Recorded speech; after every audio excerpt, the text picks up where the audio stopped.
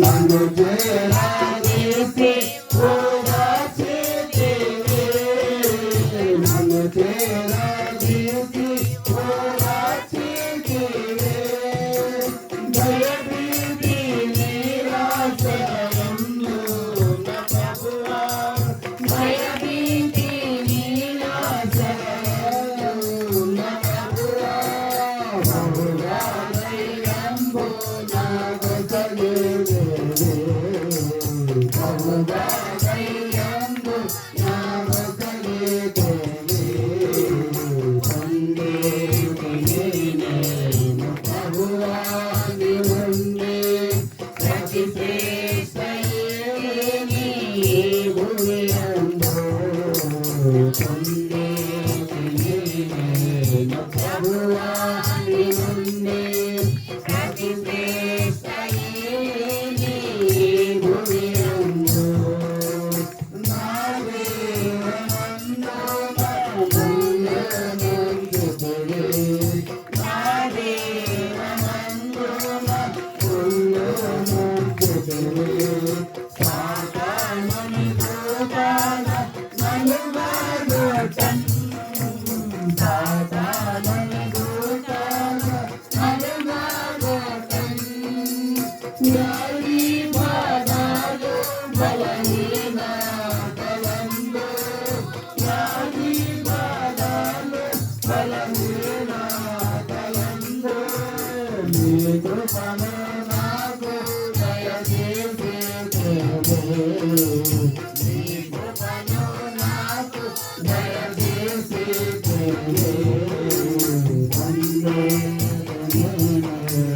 ప్రభువా నీ నుండి ప్రతి శ్రేష్ఠయేమి భూమియందు, ప్రభువా నీ నుండి ప్రతి శ్రేష్ఠయేమి భూమియందు, నీ ప్రేమ చేత ధన్యురాలైతిని, నీ ప్రేమ చేత ధన్యురాలైతిని, కృతజ్ఞతాస్తుతులు చెల్లించెదను, కృతజ్ఞతాస్తుతులు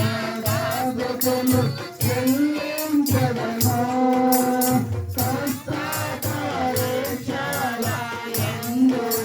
నా ప్రభువా, కష్ట పరీక్షలయందు నా ప్రభువా, జయ జీవితము నాకు నేర్పించుదువు, జయ జీవితము నాకు నేర్పించుదువు, పొందేటిని నేను ప్రభువా నీ నుండి ప్రతి శ్రేష్ఠయేమి భూమియందు, పొందేటిని నేను ప్రభువా నీ నుండి ప్రతి శ్రేష్ఠయేమి భూమియందు.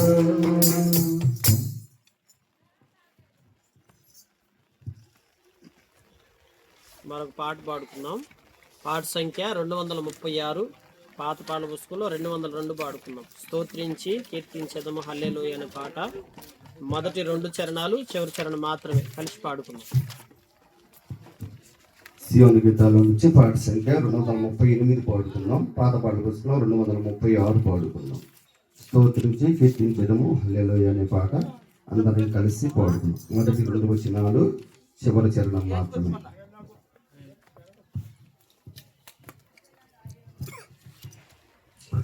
స్తోత్రించి కీర్తించెదము హల్లెలూయా, స్తుతి చెల్లించెదము ఆశీర్వాదము హల్లెలూయా, స్తోత్రించి కీర్తించెదము హల్లెలూయా, స్తుతి చెల్లించెదము ఆశీర్వాదము హల్లెలూయా, నరసిన కాలమెల్లా తండ్రి పాపావలే, నరసిన కాలమెల్లా తండ్రి పాపావలే, కాల్చెను ప్రభు మమ్ము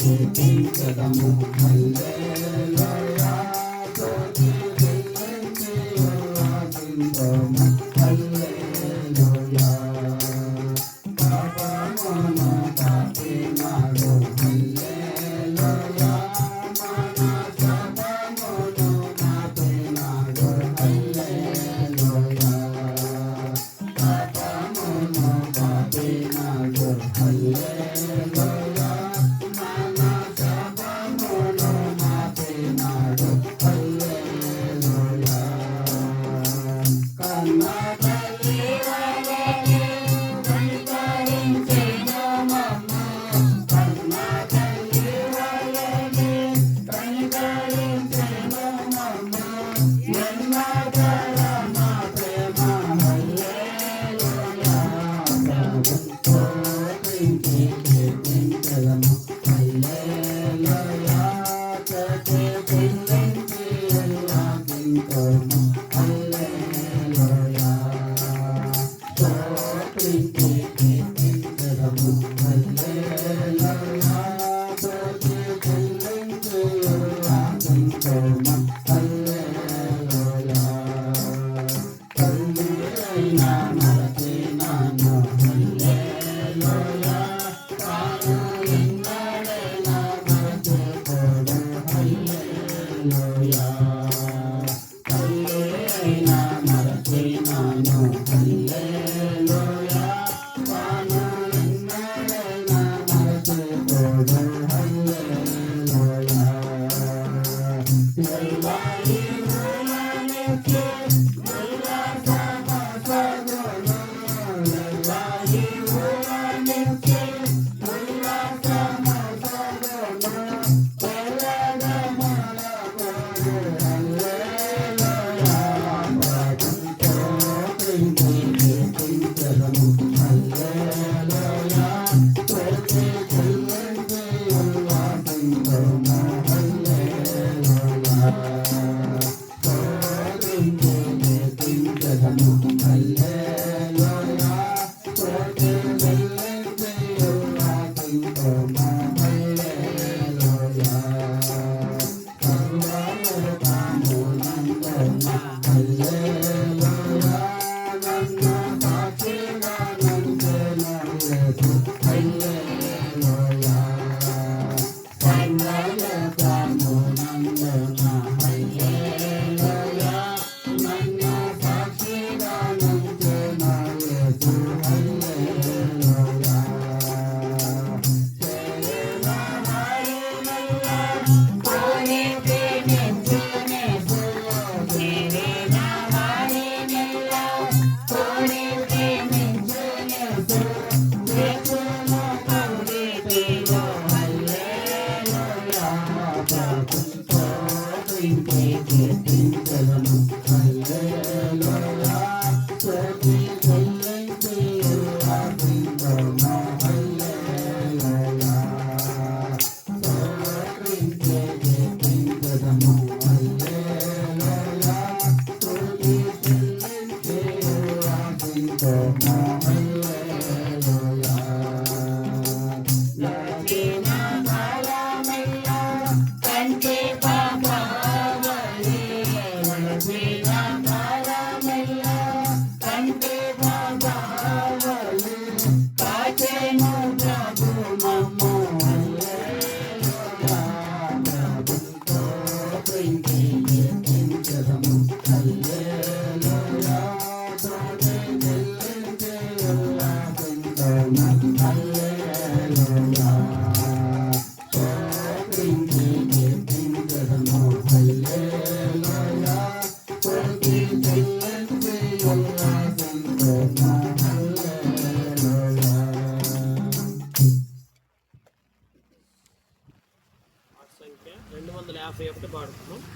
పాట పాట పుస్తకంలో 214 దేవుని స్తుతించరండి గత సంవత్సరమున కాపాడిన పాట కలిసి పాడుకున్నాం.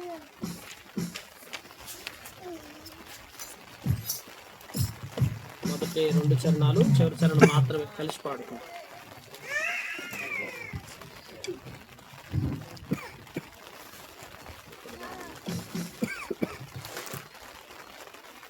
256 పాడుకున్నాం. పాత పాల పుస్తకంలో 219 పాడుకున్నాం. ఓ భక్తులారా మనమందరము నిత్యం యేసుని స్తుతించిన పాట మొదటి 2 చరణాలు చివరి చరణం మాత్రం కలిసి పాడుకుంటాం. సియోను గీతాల నుంచి పాట సంఖ్య 258 పాడుకున్నాం. పాత పాటల పుస్తకంలో 256 పాడుకున్నాం. ఓ భక్తులారా మనమందరము నిత్యము యేసుని స్తుతించడం అనే పాట అందరం కలిసి పాడుకున్నాం. ఓ భక్తులారా మనమందరము నిత్యము యేసుని స్తుతించెదము. ఓ భక్తులారా మనమందరము నిత్యము యేసుని స్తుతించెదము.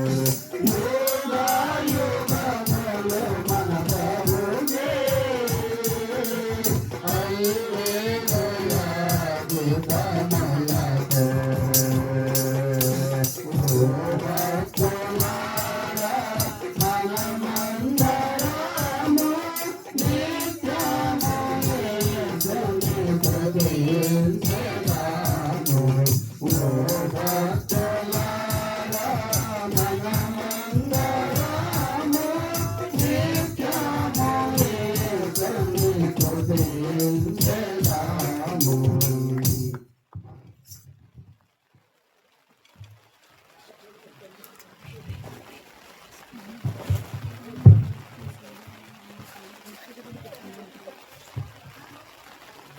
దయచేసి ఈ యొక్క సమయంలో దేవుని మరి పల్లెశ్రావణని మరి కుటుంబాన్ని ప్రేమించి దేవుడు గత కాలమంతా కృపలో కాచి కాపాడి మరి స్థలంలో ఒక మంచి గృహం కట్టుకోవాలని దేవుడు ఇచ్చిన ఉద్దేశాన్ని బట్టి ముందుగా ప్రార్థనా పూర్వకంగా కలిసి మనందరం ప్రార్థన చేసి మరి మంచి గృహము కట్టబడిలాగా మనందరం కూడా మరి ప్రార్థనా పూర్వకంగా దేవుడిని స్తుతిస్తాము. నిజంగా ఇక్కడ రాగానే నాకు అనిపించింది ఏంటంటే, ఫస్ట్ ఇక్కడ ఒక చిన్న పాక ఉండేది. నేను ఎప్పుడు వచ్చినప్పుడు ఒకసారి ఎప్పుడు లోపల పడుకుంటే నాకు వెంటనే భారత మామ గుర్తొచ్చింది. ఎక్కడో సువార్తకి వెళ్ళి వచ్చాము, అలసిపోయిన తర్వాత అమ్మ దగ్గరికి వచ్చి వెనకమాల కూర్చొని నా కాళ్ళు ఒత్తుతా ఉంది. నేనన్నా అమ్మ అట్లా చేయమాకండి, ఏంటి కాదయ్యా అని అట్లా ఒత్తుతా ఉంది. లేదు ఇప్పుడు అమ్మ నాకు ఆ క్షణాలు గుర్తొచ్చాయి ఇక్కడికి వచ్చినప్పుడు. నిజంగా మరి చాలా సంవత్సరాలు మనకు ఒక నిరీక్షణ, ఈ యొక్క ఇల్లు కట్టుకోవాలని ఆశ. కొంతమందికి ఎందుకో దేవుడు ఎమ్మటి ఇల్లు కట్టడానికి అనుమతిస్తాడు, కొంతమందికి చాలా నిరీక్షణ టైం పడుతుంది హౌస్ కట్టుకోవటం అనేది. అయితే ఈ లోకంలో మనకి ఇల్లు శాశ్వతము కాదు, కానీ నిత్యుడైనటువంటి తండ్రిని దేవుణ్ణి మనం మన హృదయాల్లో చేర్చుకున్నాం. ఏ రోజైతే ఆయన మన హృదయంలో చేర్చుకొని యేసుప్రభుని మన హృదయంలో రక్షకునిగా మనం అంగీకరించామో ఆ రోజే దేవుడు మనల్ని ఒక ఇంటిగా కడతా వచ్చాడు. కనుక మరి కుటుంబాన్ని దేవుడు ఆత్మీయంగా కట్టడానికి ఎప్పుడూ ఇష్టపడుతూ వచ్చాడు. అయితే దేవుడు తన సొంత సమయమందు, అదే అంటుంది ఇప్పుడు చెప్తా ఉంటే, వాగ్దానాలు ప్రతి సంవత్సరం వాగ్దానం కోసం నిరీక్షిస్తూ ఉండేదాన్ని.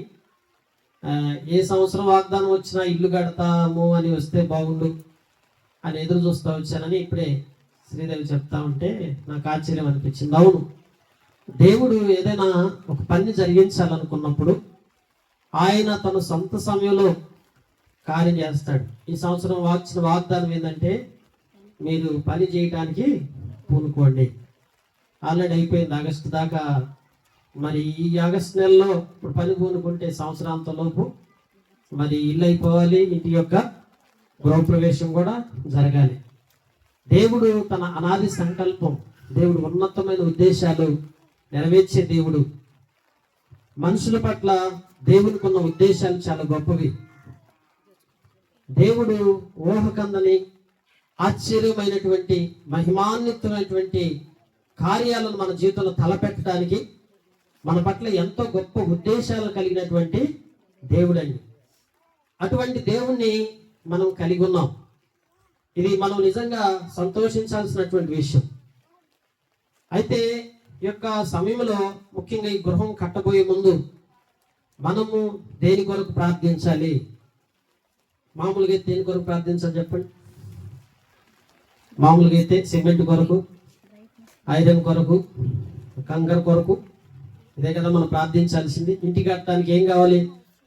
ఐక్య సంబంధమైన మెటీరియల్స్ అన్నీ సమకూర్చబడాలని ప్రార్థిస్తాం కదా దేవుని బిడ్డలారా. అయితే ఈ ఐహిక సంబంధమైన మెటీరియల్స్ అన్నీ సమకూర్చబడుట కొరకై ముఖ్యంగా మన యొక్క ఇల్లు ఆత్మీయంగా, ఇంకా ఈ యొక్క ఐహిక సంబంధమైన గృహం వల్ల ఏం చూపిస్తుందంటే, దీని కట్టుబడి, దీని ప్రారంభం, దీని ముగింపు అంతా కూడా ఏం చూపిస్తుందంటే, ఆత్మ సంబంధంగా మన ఇంటిని మనం ఎలా కట్టుకోవాలి అనేది చూపిస్తుంది. అందుకే మీరు లేఖనాల్లోకి వస్తే ఒక భాగాన్ని మనం చదువుతూ వద్దాం. ద్వితీయోపదేశకాండము 7వ అధ్యాయము 8వ వచనంలోకి వచ్చినట్లయితే, ద్వితీయోపదేశకాండము 7వ అధ్యాయము 8వ వచనంలో చూద్దామా? పేజీ నంబర్ పాత నిబంధనలో 152. యెహోవా మిమ్మును ప్రేమించి కనుకను తాను మీ తండ్రులకు చేసిన ప్రమాణమును నెరవేర్చువాడు గనుకను యెహోవా బాహుబలము చేత మిమ్మును రప్పించి దాసుల గృహములో నుండి ఐగుప్తు రాజైన ఫరో చేతిలో నుండి మిమ్మును విడిపించును. యెహోవా మిమ్మును ప్రేమించువాడు గనుక. ఏమిటి మనకి? దేవుడు మనల్ని ఏంటి? ప్రేమించే దేవుడు అండి. అందరిని ప్రేమిస్తున్నాడు. అందుకే దేవుడు లోకమును ఎంతో ప్రేమించను. దేవుడు ప్రేమించే దేవుడు. ఎవరిని ప్రేమించాడు? ఐగుప్తులో దాసత్వంలో బాధపడుతున్న ఇశ్రాయేలుని ఎవరు ప్రేమించారండి? దేవుడు ప్రేమించాడు. చూడండి, ఎవరు ప్రేమిస్తారు మనల్ని?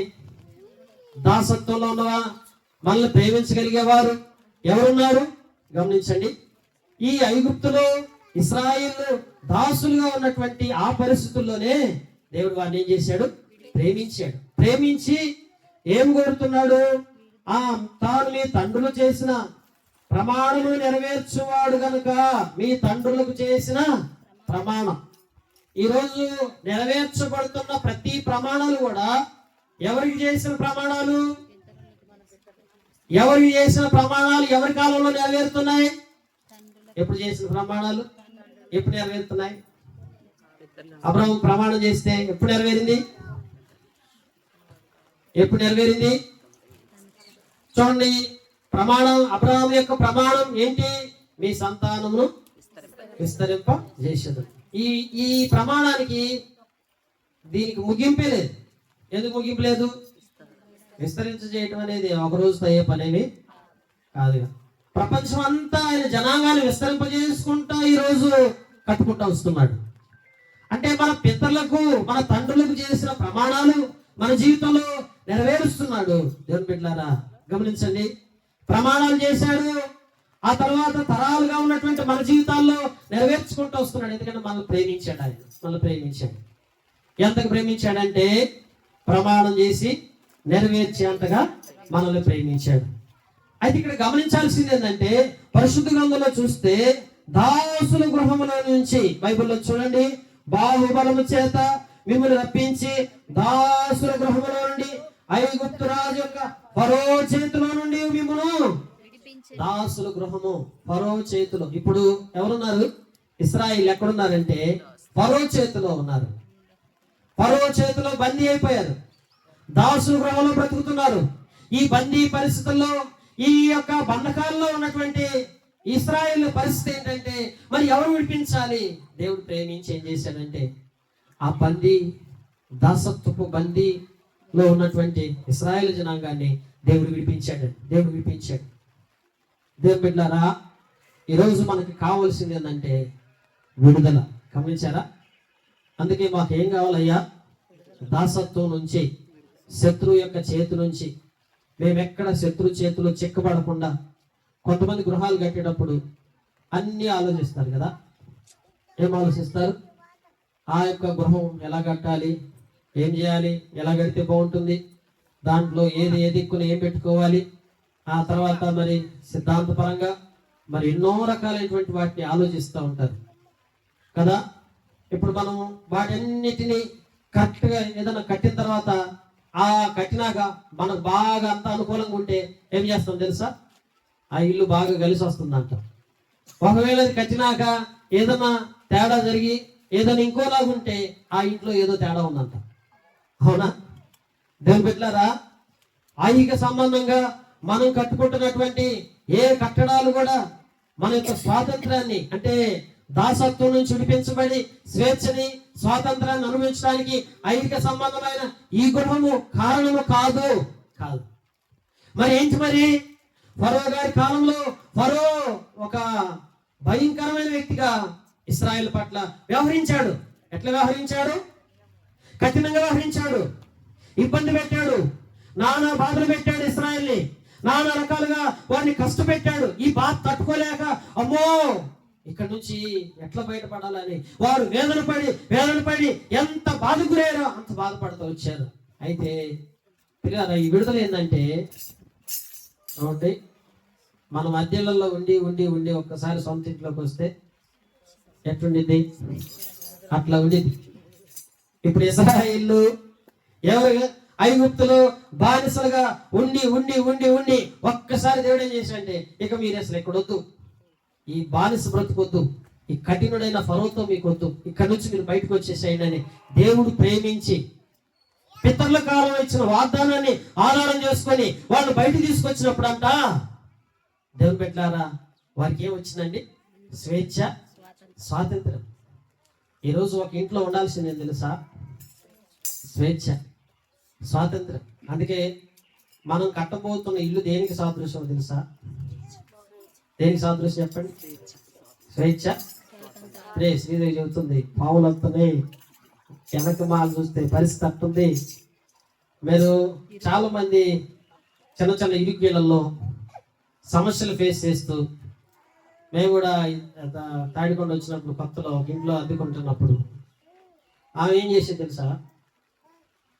ఇది ఇక్కడ ఇది చెవిడి ఆడ పెడుతున్నారు, పెట్టడానికి లేదని, ఈ బిందె ఆడ పెట్టొద్దు, వాటర్ అటు పోయిందామా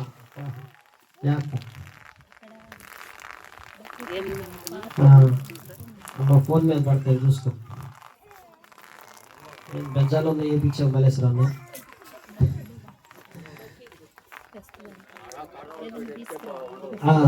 లేకపోతే ఒక కర్ర పైకి లేదు, కర్ర ఉందా? కర్ర లేదా? సరే, దేవుని వాక్యం మనం చూస్తూ వచ్చినప్పుడు పరిశుద్ధ గ్రంథంలో మనమండి ఒక ఇంట్లో వేరే ఒక ఇంట్లో అద్దెకున్నామంటే ఆ ఇంటి వాళ్ళు చెప్పిన ప్రతి నియమానికి కట్టుబడాలి. ఏమంటారు? వాళ్ళు చెప్పినట్టు చేయకపోతే మనకి ఆఖరికి మధ్య ఎక్కడ ఒక ఇంట్లో అనుకుంటా మేకు కొడదాం, గోడకు మేకు కొడదాం అంటే వాళ్ళని అడిగి కొట్టాలి. ఎవరిని? అదే మన సొంత ఇల్లు అయితే, సొంత ఇల్లు అయితే ఏం చేస్తాం? స్వేచ్ఛగా. ఇప్పుడు ఇశ్రాయేలు యొక్క పరిస్థితి ఏంది? ఐగుప్తులో వీరు బానిసలుగా ఉన్నంత కాలం వీళ్ళ పరిస్థితి ఏం తెలుసా? వీళ్ళు ఎక్కడికన్నా కూర్చోవాలన్నా, ఎక్కడికి వెళ్ళాలన్నా, ఏదన్నా చేయాలన్నా ఏం చేస్తున్నారు? వాళ్ళు చెప్తేనే చేయాలి, వాళ్ళు చెప్పకపోతే చేసేది. దెబ్బిల్లారా, ఈరోజు మనము ఈ ఫాస్టింగ్ ప్రేయర్లో ఈ కట్టబోతున్న గృహం విషయంలో మనం ఏమని ప్రార్థిద్దామంటే, ఈ ఐహిక సంబంధమైన మెటీరియల్స్ దేవుడు ఇస్తాడులే కానీ, అన్ని సమకూరుస్తాడు కానీ, కావాల్సింది ఏంటంటే, ప్రభువా మేము ఎక్కడ కూడా అయ్యా శత్రువు చేతిలో చిక్కబడి ఒక బానిసలుగా కట్ల చేత బంధకాల చేత మేము ఉండకుండా స్వేచ్ఛగా స్వాతంత్ర్యంగా నీ నామ మహిమార్థమై మేము నడుచుకునేలాగా దేవా మమ్మల్ని స్వతంత్రులుగా చేసి ఆత్మీయతలో మమ్మల్ని స్థిరపరచమని దేవుని కొరకు ప్రార్థిద్దాం. ఎంతమందికి అత్తింట్లోంచి సొంత ఇంట్లోకి వచ్చినప్పుడు ఆనందం ఎట్లుంటుంది చెప్పండి? ఎట్లుంటది? నాకు తెలిసి అది అనుభవమే పట్టరాని ఆనందం ఉంటుంది. ఎందుకంటే ఆనందమే. ఇప్పుడు ఐగుప్తీయులు కూడా, ఇశ్రాయేలు కూడా ఐగుప్తు దేశంలోంచి బానిస బ్రతుకులో నుంచి విడిపించబడి దేవుడు వారిని ప్రేమించి వారికి ఇచ్చిన వాగ్దానాన్ని జ్ఞాపకం చేసుకొని వారిని ఐగుప్తులో నుంచి విడిపించిన మొట్టమొదటి క్షణం ఇశ్రాయేలుకి ఎట్లా అనిపించి ఉంటది? ఎక్కడ లేని ఆనందం, ఎక్కడ లేని సంతోషం. దేవుని బిడ్డలారా, స్వేచ్ఛ స్వాతంత్రంతో కూడిన జీవితాన్ని ప్రభు వారికి ఇస్తూ వచ్చాడు.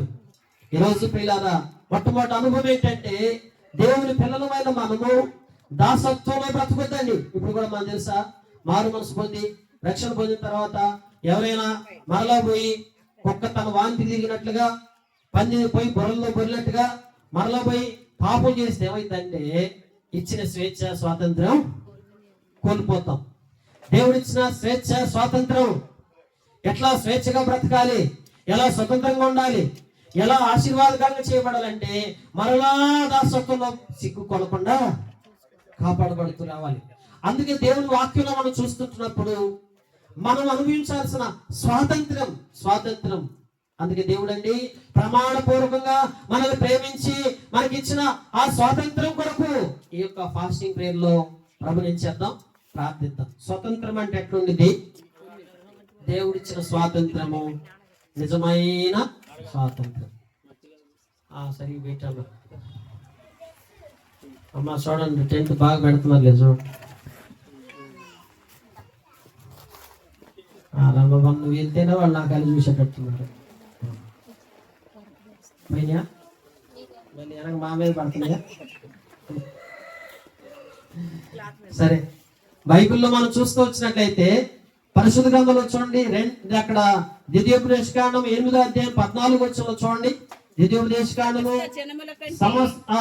ఎక్కువగా నీవు ఆశ్రదింపబడదువు, నీలో మగవానికే గాని 8:14 నీ మనసు మదించి దాసుల గృహమైన ఐగుప్తు దేశంలో నుండి నీ దేవుడైన యెహోవాను మరచుదువేమో.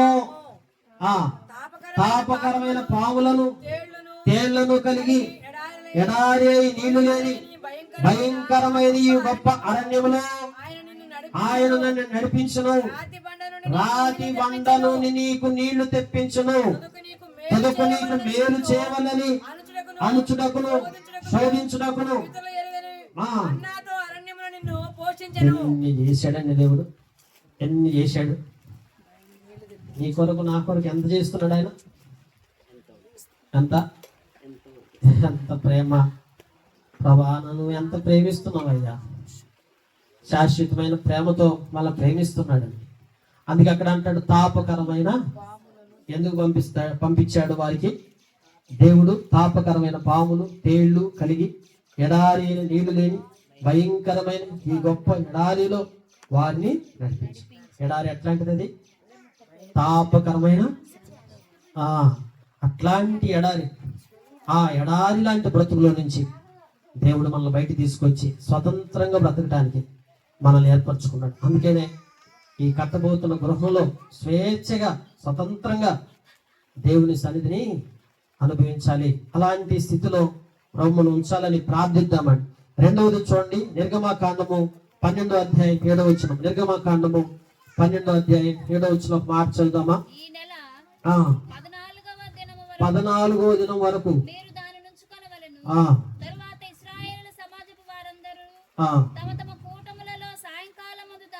సాయంకాలం మందు దాన్ని చంపి కొంచెం తీసి రెండు నిలువు కమ్ముల మీదను పై కమ్మి మీదను చల్లి ఆ రాత్రియే వారు అగ్ని చేత కాల్చబడిన 12వ అధ్యాయము 13వ వచనం చదవండి. 12:13 మీరున్న ఇండ్ల మీద ఈ రక్తము మీకు గుర్తుగా ఉండను. నేను ఆ రక్తమును చూచి మిమ్మల్ని నశింప చేయక దాటిపోయేదను. నేను ఐగుప్తు దేశమును పాడు చేయుచుండగా మిమ్మల్ని సంహరించుటకు ఏ తెగులు మీ మీదకి రాదు. ఈ తెగులు రాకుండా కాపాడబడటానికి ఐగుప్తు దేశం మీదకి వచ్చే ఏ తెగులు ఈ గృహం మీదకి రాకుండా ఉండడానికి దేవుడు ఆ రోజుల్లో ఏం చేశాడంటే ఆ రక్తాన్ని వారి యొక్క గృహాల మీద ప్రోక్షించడం జరుగుతుంది. ఎవరైతే ఆ రక్తము ఎవరైతే గృహాల మీద అయితే ప్రోక్షించబడిందో ఆ గృహం మీదకి ఏ తెగులు రాకుండా దేవుడు వారిని ఏం చేస్తూ వచ్చాడు, కాపాడుకుంటూ వచ్చాడు. దీని గురించి మనం చూస్తూ వచ్చినప్పుడు 27వ వచనంలోకి రండి. నిర్గమాకాండం 12వ అధ్యాయము 27వ వచనంలోకి వచ్చినట్లయితే మీరు ఇది యెహోవాకు పస్కా బలి ఐగుప్తీయులను హతము చేయొచ్చు మన ఇండ్లను కాచినప్పుడు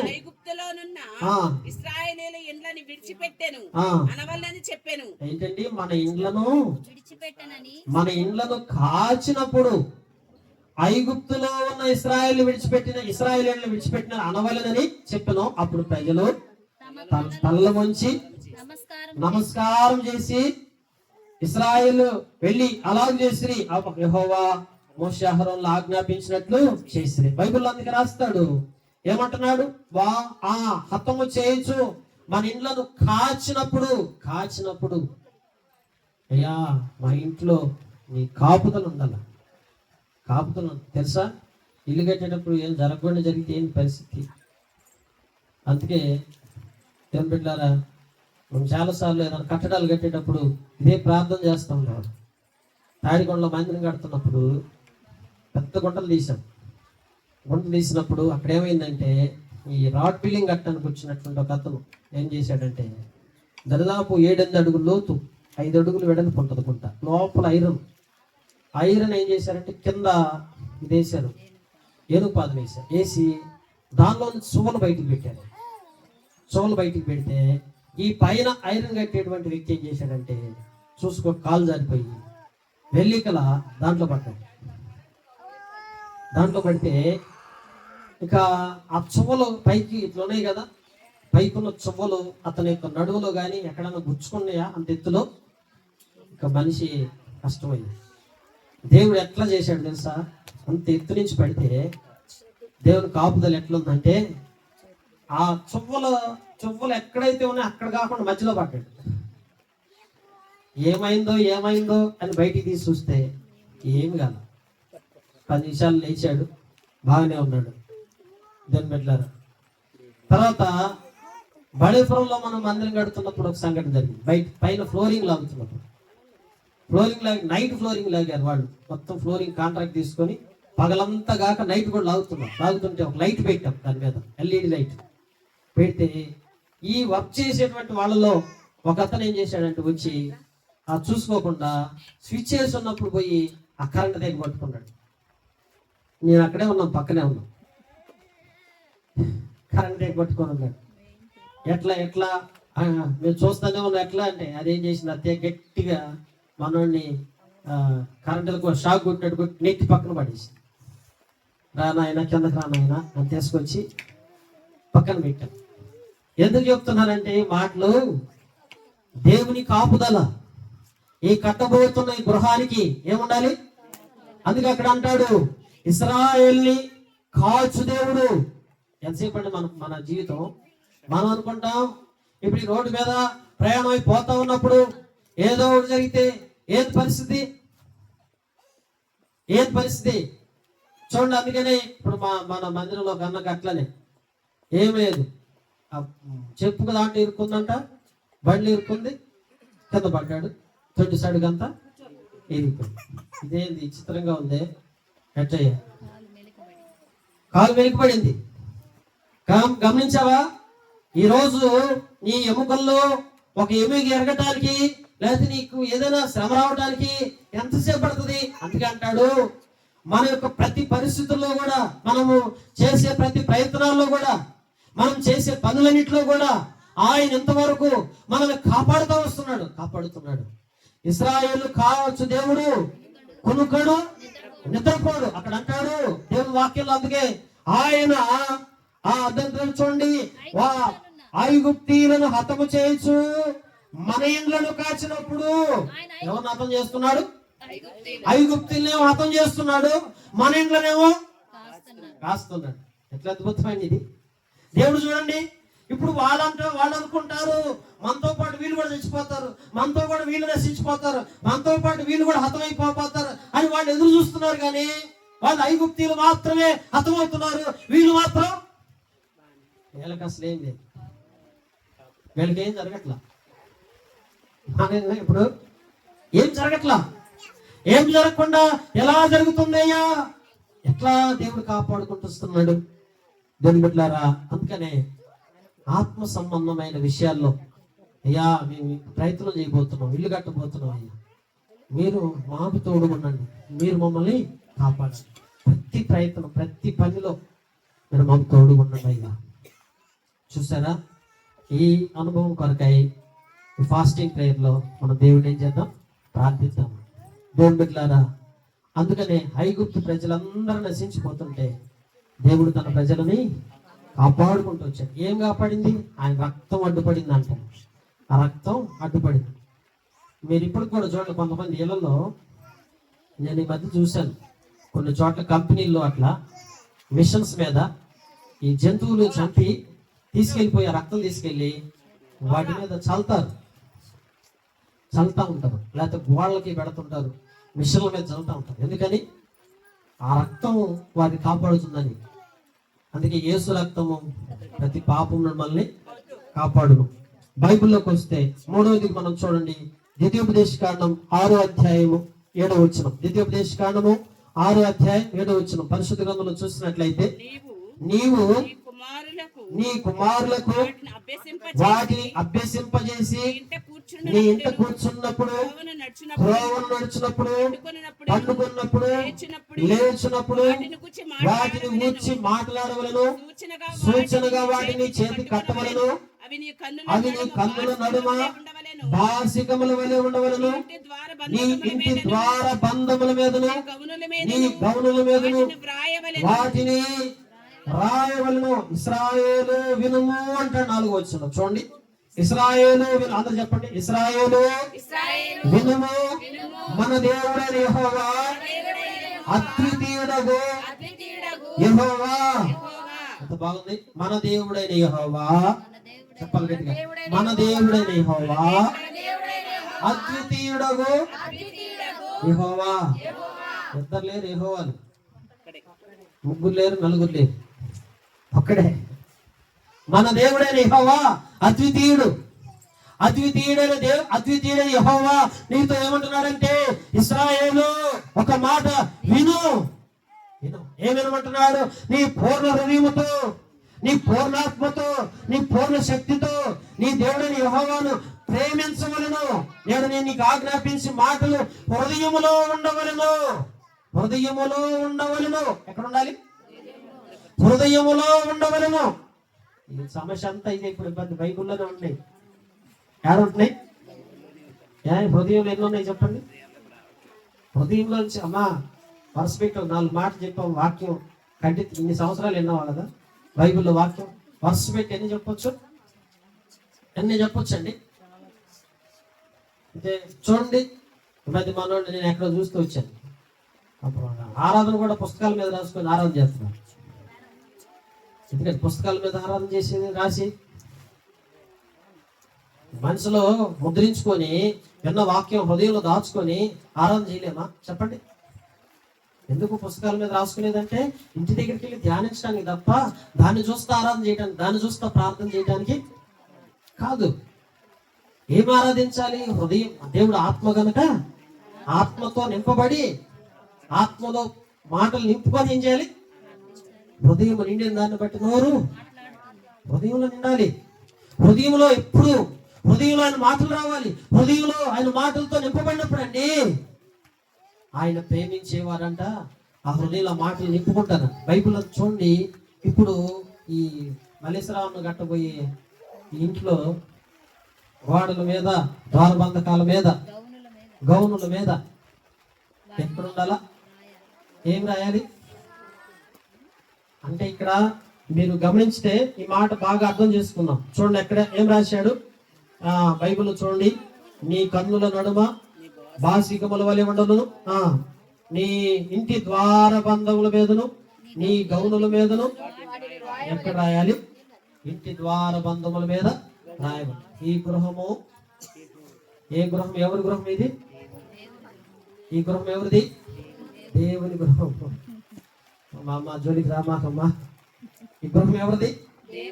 దేవుని గృహం. అందుకే దేవుని బిడ్డలారా ఆ మాట చదవగానే అనిపిస్తుంది, అమ్మో ఈ దేవుని గృహం కావాలా. ఎవరికి తెలియటానికి రాస్తున్నాం చెప్పండి? శత్రువుకి, అపవాదికి తెలియాలి, సాతానికి అర్థం కావాలి దేవుని బిడ్డలారా. అందుకే ఆ దినాల్లో ఎందుకు ఇంటి ద్వారబంధమాల మీద వీటి మీద రాసుకున్నారు. వీటితో పాటు హృదయాల్లో రాయమని చెప్తున్నాడు దేవుని వాక్యము. దేవుని బిడ్డలారా, 3వ అనుభవం ఏంటంటే మనము దేవుని వాక్యం చేత మన ఇంటి నింపబడాలయ్యా. ఎందుకని వాక్యము జుంటు తేనె దారుల కంటే మరి. ఇంకా ఏం చెప్పండి వాక్యం?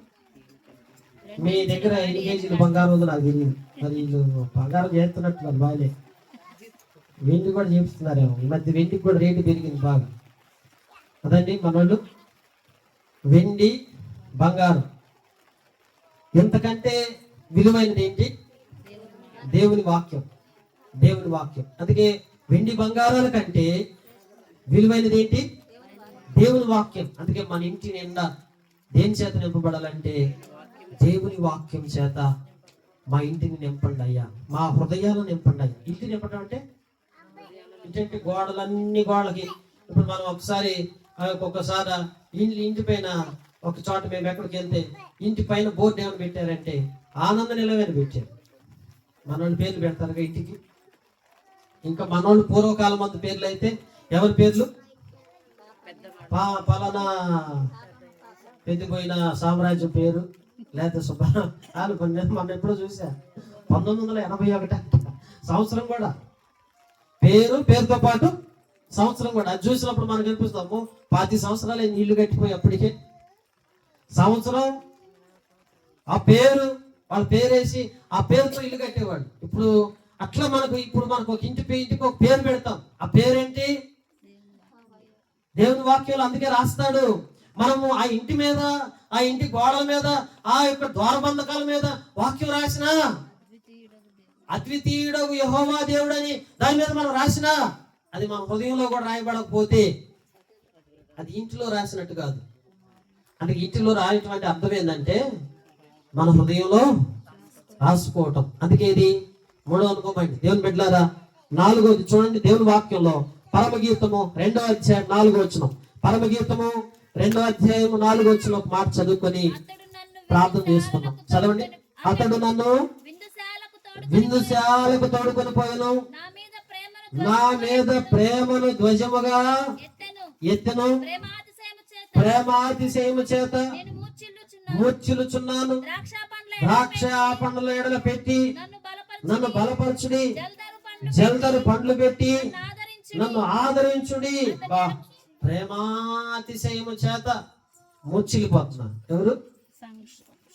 సంఘం మీద దేవుడు చూపించే ప్రేమ కంట సంఘం ఎట్లుంది? మూర్ఛిల్లిపోవటం అంటే తట్టుకోలేకపోతుంది. ఏందయ్యా ఈ ప్రేమ? ఏందయ్యా ఎంత ప్రేమ? ఎవరి మీద? ఒకవేళ కదా ఎప్పుడు బాగా ఎక్కువ ప్రేమ చూపించావు ఏమంటావు? బాబోయ్ ఈ ప్రేమ తట్టుకోలేము. ఒకళ్ళకి కోపం వచ్చినా తట్టుకోలేము, ప్రేమ వచ్చినా తట్టుకోలేము కదండి. ఇప్పుడు సంఘం మీద దేవుని ప్రేమ ఎట్లా ఉంది? ఆయన ప్రేమాతిశయం ఎట్లుందంటే మూర్ఛిల్లిపోయేంతగా, సంఘం మూర్ఛిల్లిపోయేంతగా తన ప్రేమను వెల్లడిపరుస్తున్నాడు. ప్రేమ ఏం పెట్టారా అంటే ఇప్పుడు మన ఇంట్లో ఏముండాలండి? దేవుని ప్రేమ. అందుకే ఇప్పుడు ఏం కోరదాం? ఇల్లు కట్టిన కాడి నుంచి మాకు బాగా కలిసి రావాలయ్యా, బాగా కలిసి రావాలి. ఇప్పుడు సంపాదించే కంటే 200 ఎక్కువ సంపాదించాలి అనకుండా, ప్రభా ఇల్లు కట్టబోయే ఇంట్లో మాకు నీ ప్రేమ ఉంటే చాలయ్యా, మాకు నీ వాక్యం ఉంటే చాలయ్యా, ఇంకా స్వతంత్రంగా మేము బతకాలయ్యా, స్వేచ్ఛగా ఉండాలయ్యా, మేము ఏ ప్రయత్నం చేసినా మీరు మమ్మల్ని కాపాడాలయ్యా, ఈ ఇంట్లో మాకు అయి ఉంటే చాలయ్యా, మాకు ఇంకా అంతకంటే మాకేం అవసరం లేదు అని దేవుని ఏం చేయాలి? ప్రార్థించాలి. అవసరం తెలుసుకోవాలి. సొలొమోను గారు చిన్నప్పుడు తీసుకెళ్ళి సింహాసనం మీద కూర్చోబెట్టినప్పుడు సొలొమోను గారు ఏం అడగాల్సింది? దేవా ఇంత పెద్ద రాజ్యానికి నన్ను రాజుని చేసావు కదా అన్నప్పుడు అన్నాడు. ఏమన్నాడు తెలుసా? అయ్యా ఈ రాజ్యాన్ని పరిపాలించడానికి నాకు శక్తి చాలదయ్యా, నా వల్ల కదయ్యా అని చెప్పి ఏమడిగాడు? వివేకం గల హృదయం దయచే, వివేకం ఇవయ్యా చాలు అన్నాడు. దేవుడు అన్నాడు మురిసిపోయాడు అంటాడు. అందుకని మనం అడగాల్సి అడిగితే అవసరమైన ఆయన ఇస్తాడు. అడగాల్సి అడిగితే మనకి ఏం అవసరమో అది కదా. మీరు మార్త మరి తీసుకుంటే మార్త అంటది విస్తారమైన పని పెట్టుకుంది, మరి ఏమో పని లేదు గెలేదు, పో నాకు దేవుడు కావాలి. ఎవరు కావాలి? మనకి దేవుడు కావాలి, ప్రభు కావాలి, పో అని చెప్పి మార్త యొక్క కోరిక మారి యొక్క కోరిక ఎంత వ్యత్యాసం అంటే మరియా ఉత్తమమైన దాన్ని ఏర్పరచుకుంది. అది ఆమె ఎదురు నుండి ఎవడు తీసివేయలేడు. ఏ ఇంట్లో అయితే ఉత్తమమైన దాన్ని, శ్రేష్టమైన దాన్ని ఆ ఇంట్లో నింపుతావో నీకు అవసరమైన ప్రతి అక్కరైనా పంపిస్తాడు, ప్రతి సదుపాయం నీకు ఇస్తాడు, ప్రతి అవసరం తీరుస్తాడు, ప్రతి కష్టంలో ఆయన ఉంటాడు. క్రీస్తు యేసు యొక్క మహిమ మన ఇంట్లో ఉంటే చాలండి. మహిమతో పాటు ఏమొచ్చింది? మహిమ ఏం చేసింది? అవసరాల్ని. మహిమ లేని చోట అవసరాలు తీరు. అందుకే ఇప్పుడు మనకి ఇంతకీ అవసరాలు ఎందుకు తీరట్లేదంటే ఏం లేదు, మన ఇంట్లో దేవుని మహిమ లేదనుకోండి, అవసరాలు ఒక్కడు కూడా తీరదు. అదే యేసుక్రీస్తు ప్రభు వారి యొక్క మహిమ మన ఇంట్లో ఉంటే ప్రతి అవసరం తీరుస్తుంది. ప్రతి అవసరం. ఈరోజు ఈ మధ్య చూస్తున్నాను, ఆ తరానికి ఈ తరానికి ఉన్న తేడా చూస్తే ఆ తరంలో వాళ్ళండి డబ్బు కష్టపడి పనిచేసి ఎకరమో 2 ఎకరాలు ఇల్లు కట్టడమో పిల్లలకి అన్ని ఇచ్చేయలేదు. ఇప్పుడు వాళ్ళు ఏమిస్తున్నారు తెలుసా? అప్పులు ఇవ్వకుంటే చాలా. అసలు ఈ తరంలో సంతోషించదగిన ఒక ప్రాముఖ్యమైన విషయం తెలుసా? అంటే అప్పులు లేని గృహం ఉంటే అదే సంతోషం. అప్పులు లేని గృహం ఉంటే అదే. ఈ తరం అంతా అప్పులు. ఎందుకు అప్పులు దేవుని బిడ్డలారా? ఎందుకంటే కోరుదగిన దాన్ని కోరకపోతే దేవుడు ఆ ఇంట్లో ఏ సదుపాయాన్ని కలగజేయడు, ఏ అవసరత కూడా తీర్చబడదు, ఏ సమృద్ధి కూడా మనము అనుభవించలేము, ఏ ఆశీర్వాదం ఉండదు, ఏ దీవెన ఉండదు, ఏ క్షేమం ఉండదు. ఎందుకంటే కోరదగినది చాలా ముఖ్యం. అందుకే మరి అంది కోరుకున్నది ఏం కోరుకుంది? ఆయన పాదాలు చెందుతుంటే చాలు. దాని బిడ్డలారా, కనుక 4 విషయాలు మనం ఈరోజు ఫాస్టింగ్ ప్రేయర్లో ప్రార్థన చేద్దాం. ఏమేంటి చెప్పండి? స్వేచ్ఛ, స్వాతంత్రాన్ని అనుభవించే ఇంటిగా ఉండాలయ్యా. రెండవది ఏంటి? ఆయన కాపుదల మా ఇంట్లో ఉండాలయ్యా. మూడవది ఆయన రక్తంలో ఏం చేయాలి? వాక్యం చేత దేవుని మా ఇల్లు, మా హృదయాలు ఈ వాక్యం చేత నింపబడాలి. మా పిల్లలు, మా కుటుంబం. 4వది ఏంటి? ఆయన ప్రేమని, ఆ ప్రేమాతిశయం చేత మేము మూర్చిల్లిపోవాలయ్యా, పడిపోవాలయ్యా. మూర్చలు రావాలి. ఎవరా మనకి మూర్చలు ఎవరికి వస్తాయి? నరాలు బలైతున్నాడు, మూర్చలు వస్తా ఉంటుంది. చూసారా? మన బ్రదర్ ఇట్లా మందిరంలో వాక్యం చెబుతాం, షటుకుని పడిపోయాడు. ఏందయ్యా మనకు తెలియదు, వాళ్ళు చెబుతున్నారు. అన్నా ఈయనకు మూర్చలు రాకుందిలే, పడిపోతాడు. మేము అనుకోమాకు. పడ్డాక మళ్ళీ లేచి వాక్యం చెప్పి ఆపి మళ్ళీ కాసేపు ప్రార్థన చేసి తర్వాత నీళ్ళు చల్లి అయిపోయాం. అట్లా మూర్చిల్లే అంత ప్రేమ. దేవుని బిడ్డలారా, యోహాను సువార్త 14:2 చివరికి ఒక మాట చూసుకొని ప్రార్థన చేసుకుందాం. యోహాను సువార్త 14:2 నా తండ్రి ఇంట అనేక నివాసములు కలవు, లేని ఎడల మీతో చెప్పుదును, మీకు స్థలము సిద్ధపరచ వెళ్ళుదును.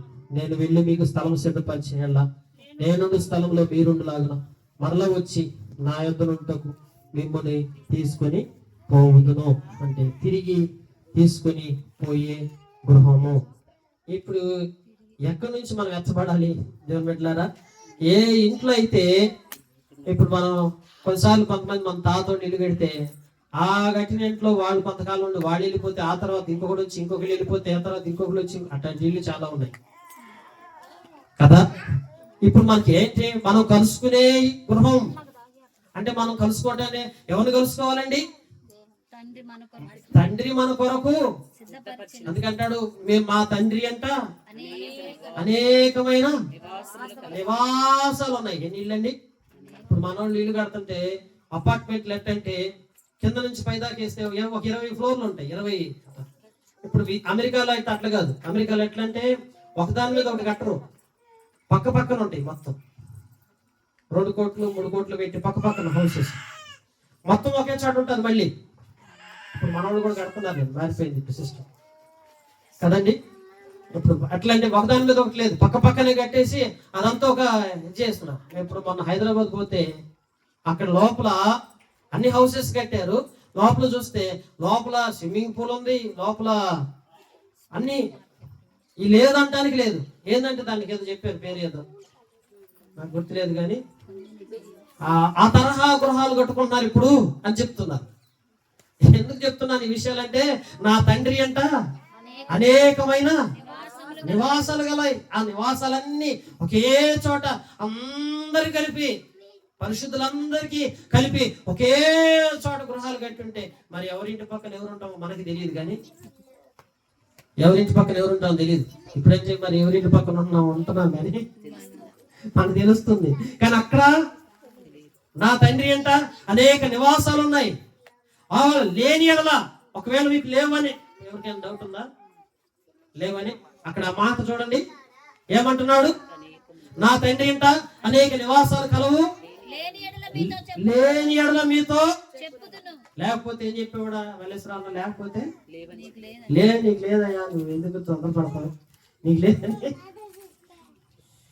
చెప్పేవాడు కదా. మరి నాకు ఇల్లు లేదు అంటున్నా ఎంతకాలం నుంచి గుంటూరులో ఉండి. 15 ఏళ్ళైంది 15 ఏళ్ళైంది. దేవుడు ఏమంటున్నాడు, నీ కోసం నేను ఆల్రెడీ ఒక ఇల్లు కట్టి పెట్టానయ్యా, నివాసాలు ఉన్నాయి. నీకు లేదు అంటే, ఒకవేళ నీకు లేవు అనుకుంటే నేను నీకు చెప్పేవాడిని కదా. అంటే దాని అర్థమైంది, ఖచ్చితంగా ఉంది. అంటే నువ్వు ఇల్లు కట్టక ముందే దేవుడి నీ కోసం ఇంకొక ఇల్లు కట్టి పెట్టేశాడు పరలోకం. ఆ ఇల్లు అంటే ఇక్కడ కుమార్తె ఏం చెప్పాడంటే, అది మనం ఇప్పుడు ధ్యానిస్తుంది. ఏంటి ఇక్కడ మీరు చూడ, అక్కడ ఏమంటాడంటే, ఇక్కడ నుంచి అక్కడికి చదవమ్మా, మాట చదవమ్మా.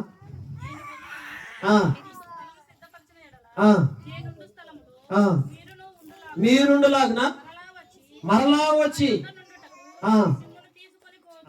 ఏం చేస్తాడు, మరలొస్తా, మరలొచ్చి మిమ్మల్ని తీసుకొని పోతా. మిమ్మల్ని వదిలిపెట్టి నేను అంటే ఏంటి, యేసుప్రభు వచ్చి మన ఇంట్లోనే ఉండాలి. ఆయన కోరిక ఏంది, మళ్ళీ వచ్చి కొంతకాలం ఉండు, ఇల్లు కట్టుకొని కొన్నాళ్ళు ఉండండి, ఆ తర్వాత నేను వచ్చి మిమ్మల్ని తీసుకొని వెళ్తాను. అంటే దేవుడితో కలిసి ఉండే కుటుంబం. మన ఇంట్లో ఎవరు ఉండాలి, ఎప్పుడు ప్రభువైన యేసుక్రీస్తు వారిని ఆహ్వానించాలి. అందుకే మనం అండి గుమ్మము కట్టి ఆ గుమ్మములోకి ఏం చేస్తాం, దేవుడిని ఆహ్వానించాలి. దేవా మా ఇంట్లోకి రాయ్యా. దేవుని బిడ్డలారా, ఖర్జూర మాటలు మరి ఇవన్నీ ఆ రోజు పరిచి యేసుప్రభుని ఎంత సన్మానించారు కదా. దేవుని బిడ్డ, యెరూషలేము గుమ్మములారా రాజును లోనికి రానిమ్ము, చిరునవ్వుతో ప్రభు యేసుని చిరునవ్వుతో ప్రభు యేసుని ఆహ్వానించుము, ఆహ్వానించుము. యెరూషలేము గుమ్మములారా రాజును లోనికి రానిమ్ము, చిరునవ్వుతో ప్రభు యేసుని చిరునవ్వుతో ప్రభు యేసుని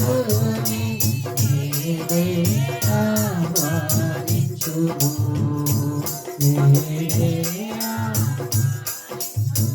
కట్టకముందే ఏం చేద్దామంటే ఫాస్టింగ్ ప్రేయర్. అయ్యా ఈ స్థలంలోకి నువ్వు రాయ్యా, నువ్వు ఉంటే మాకు క్షేమం అయ్యా, నువ్వు మొట్టమొదటి అడుగు పెట్టమని ప్రభుకు నీ సన్నిధిలో ఏం చేద్దామండి, ప్రార్థిద్దాం. ఈ 5 విషయాల కొరకై ఈ ఫాస్టింగ్ ప్రేయర్లో మరి గృహంలో దేవుడు వీటితో పాటు సమస్తమును సమకూర్చి దేవుడు తన మహిమలో ప్రతి అవసరం తీర్చబడే విధంగా అందరం కలిసి మరి కట్టబోతున్న గృహం కొరకు కొన్ని నిమిషాలు కలిసి ప్రార్థిస్తాం. మోకరించండి, ప్రార్థన చేసుకున్నాం. ముందుగా బ్రదర్స్ లోకల్లో ప్రార్థన చేయండి. కట్టబోతున్న గృహం కొరకు దేవుడు అన్ని రకాలుగా దీవించలాగా ప్రార్థించండి. సిస్టర్స్ లోకళ్ళు తర్వాత ప్రార్థన చేస్తారు.